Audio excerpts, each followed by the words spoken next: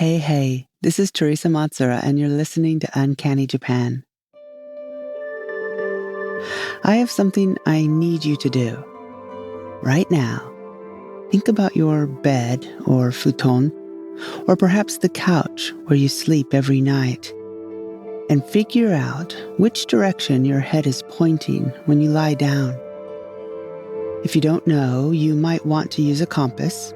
There's probably one on your phone or an app out there. Or think about where the sun rises and sets compared to where you sleep, and do some mental calculations to come up with it. So when you sleep, is your pillow pointing west, south, east? Please don't tell me it's north. Would you like to explore the stranger, more obscure corners of Japanese culture? Dig a little deeper into superstitions, curious customs, and all those mysterious creatures that inhabit the land? If so, then this is the podcast for you. Uncanny Japan is where I, author Theresa Matsura, share all the fascinating tidbits I unearth while doing research for my writing. From the bizarre to the ghastly, and everything in between. I hope you enjoy the show.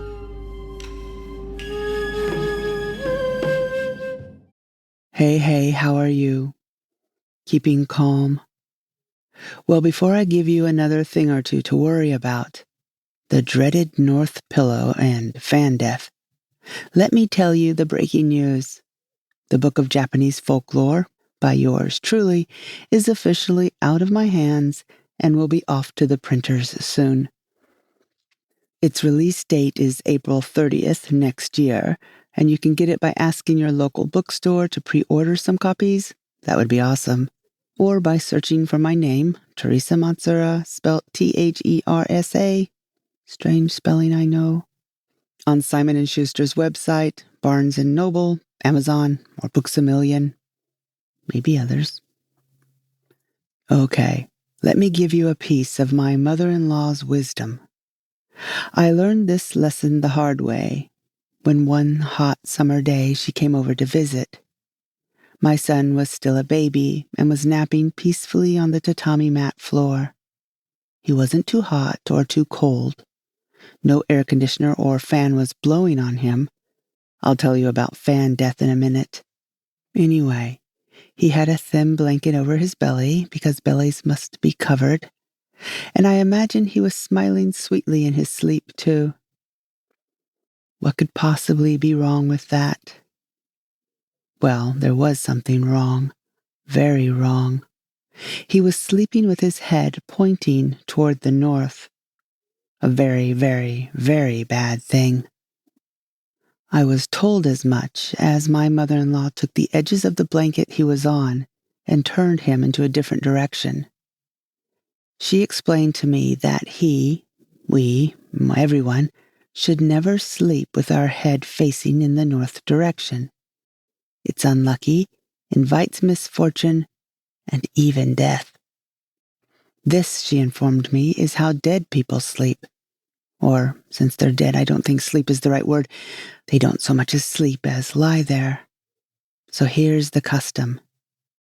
In Japan, when someone dies and they're still in the house, where they'll stay for a few days for the wake and visitors to pay their respects, the first thing that is done is to move them so that their head is pointing north.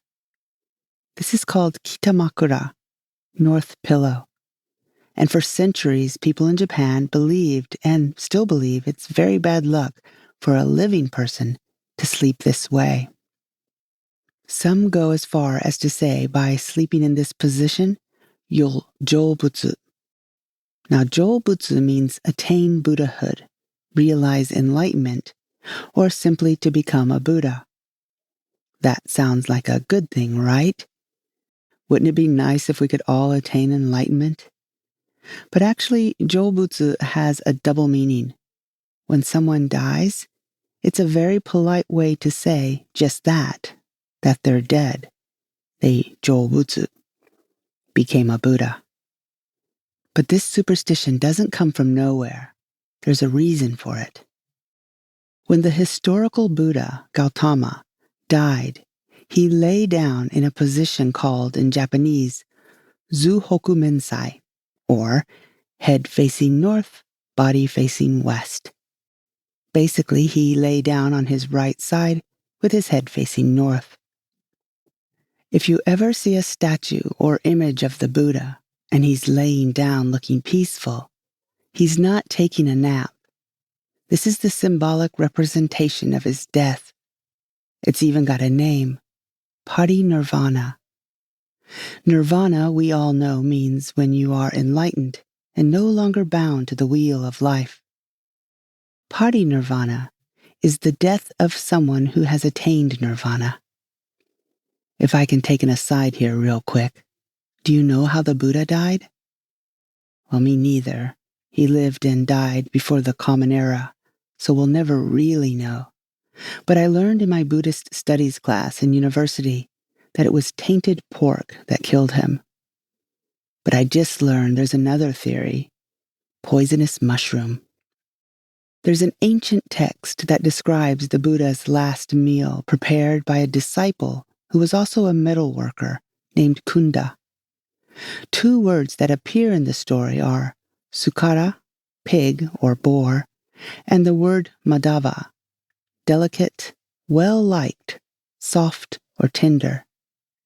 Depending on the interpretation, sukara madava could mean tender pork or what is liked by a boar, which would probably mean mushrooms, truffles, or even edible black fungus.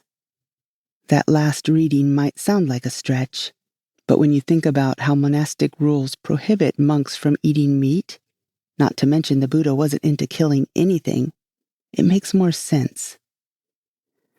The story continues to say the Buddha was serene even though he was experiencing great pain and dysentery.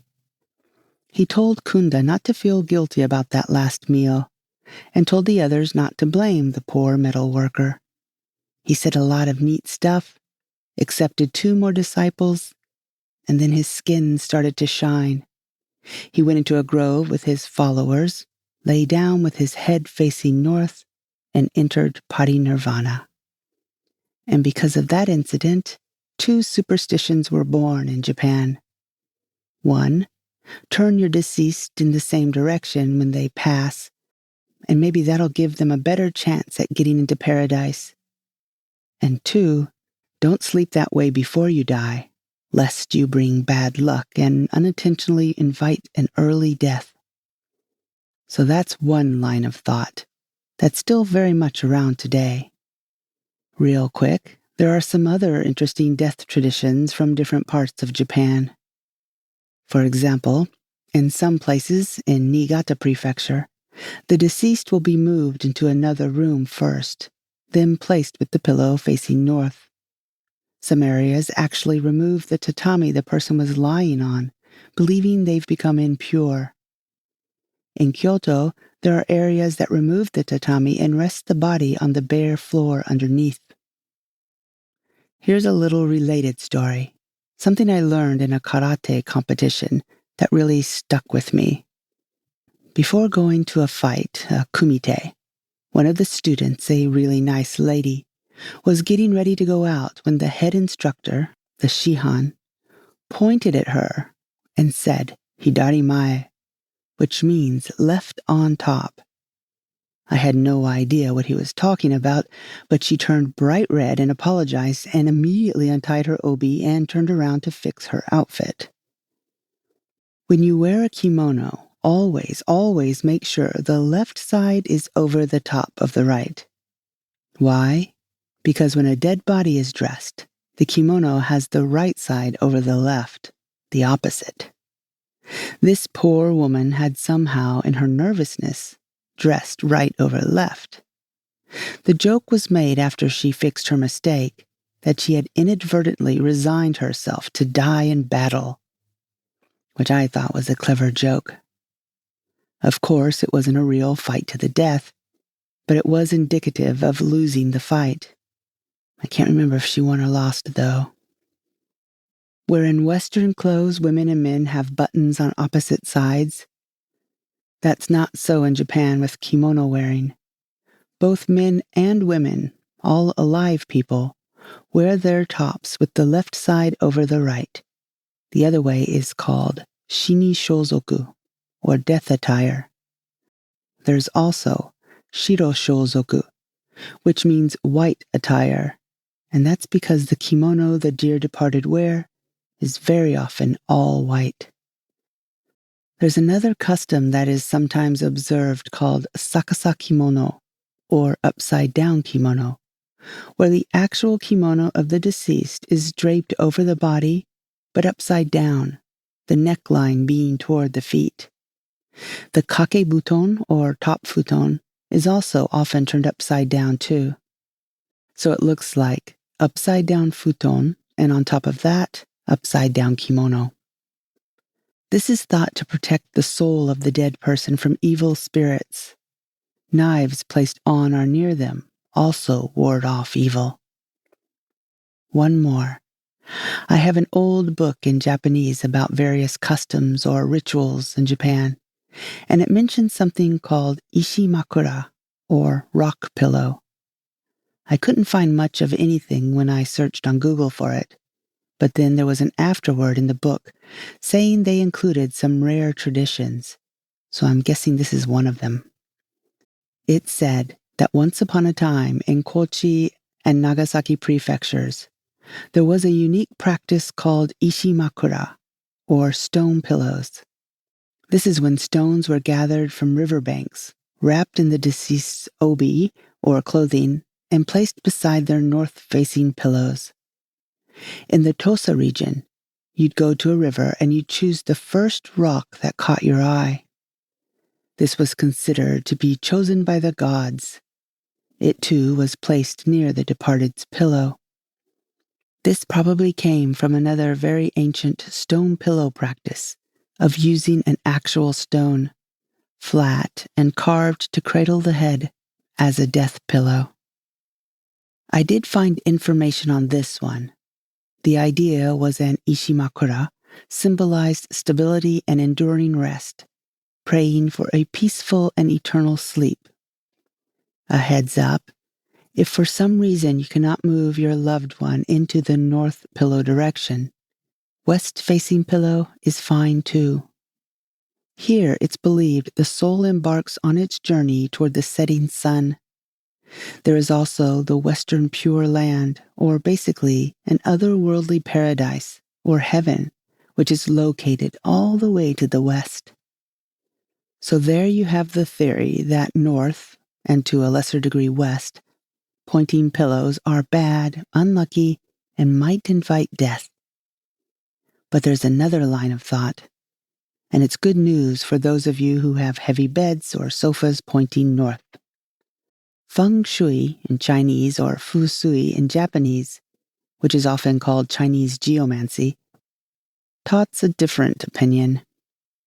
Quite the opposite. Sleeping this way is good luck. There are several things at work here, actually.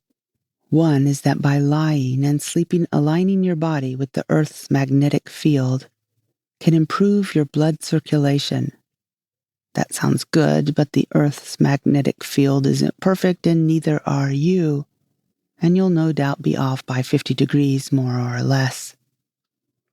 But the people who believe Kitamakura is auspicious say it brings a good, restful night's sleep.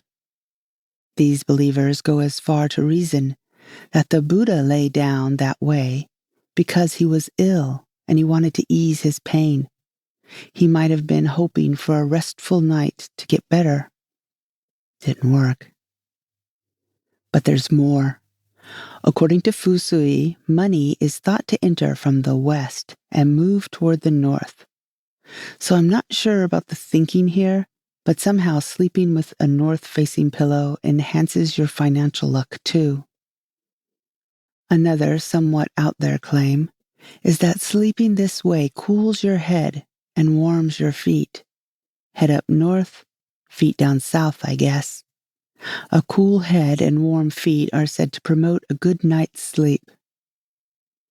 A final benefit of sleeping this way is that it makes for good luck in the love and baby-making areas. But what about other directions? Well, let me tell you. Sleeping with your head facing east helps you receive the power of the sun's energy as it's rising, thus giving you lots of good energy during the day. The vibe is work, study, growth, and development. Sleeping with your pillow facing south attracts attention from those around you, meaning you become more popular and more recognized. And sleeping west-facing offers a calming effect and more peaceful sleep. And like I just mentioned, it brings money and wealth. A couple auspicious bedroom tips while we're at it. Sleep with your head facing a wall. This brings stability and calmness. A window means you have differences in temperatures, and the ki or chi near your head is moving around, which is normally a good thing, active ki, but not when you're trying to sleep. Don't sleep with a mirror nearby, especially if you can be seen reflected in it. I mean, that just sounds like the makings of a horror story right there. If you do have a mirror in your room, cover it. Don't have your head facing a door because that will make you restless. And if you have beams in your ceiling, don't sleep under them or you'll feel pressured. Another fascinating tidbit of wisdom I learned from my mother-in-law on a similar hot summer day was fan death.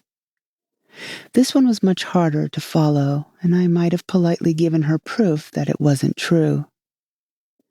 Fan death was the belief by some of the older generation in Japan and Korea even more so, that sleeping in a room with an electric fan turned on, no open windows or doors, will kill you. I mean, this is how my parents sleep every night of their lives for as long as I've known them. Me too. So it seems the superstition came from Korea originally, with actual news reports alleging that people had died of fan death. Some of these from as recent as 2011. In 2006, the Korean Consumer Protection Board issued a safety warning saying that if bodies are exposed to electric fans or air conditioners for too long, the person could die from hypothermia and asphyxiation due to some magical thinking about decreasing oxygen levels and increasing carbon monoxide levels. One theory about the origins of these myths is the Korean government's propaganda to get people to curb their energy consumption. In the 1970s, there was an energy crisis and all. But the belief started a good deal before that, decades really, so that might not be right. I'm really not sure if anyone still believes this today or not. I'll leave you with an adorable and pillow-related image. There is a wild strawberry in Japan called hebi ichigo, or snake strawberry. It's thought snakes like to eat them, but also people used to report seeing snakes using these little red fruits as pillows, which is the cutest thing to imagine. Because of this, they have another nickname, hebi no makura, or snake's pillow. That's all for today. Oh, we're trying something new with these podcasts on YouTube, when I get the time, that is. Now, I'm no artist, but I like to noodle around with a pen and colored pencils and watercolors. So instead of a static image while you listen to the show, you can be wildly entertained by me trying to draw one thing or another. Richard set up an overhead camera and lights and figured out how to record it. Me, I just show up with an idea in my head and some art utensils at hand. We'll see how this turns out. Thank you so much for listening. I'll talk to you again in 2 weeks. Stay safe. Bye-bye. You've reached the end of the show, and I just want you to know how much we appreciate you listening and supporting us. Any subscribing, reviewing, and gushing to your friends, family, even random strangers really does help keep us going. If you have the means and you want to help a little more and get a little more, we are making extra content over on Patreon, all for only $5 a month. Or, if you like to read horror, you might be interested in my Bram Stoker-nominated short story collection, The Carp-Faced Boy and Other Tales. 本当にありがとうございます. Thank you again, and I'll talk to you real soon.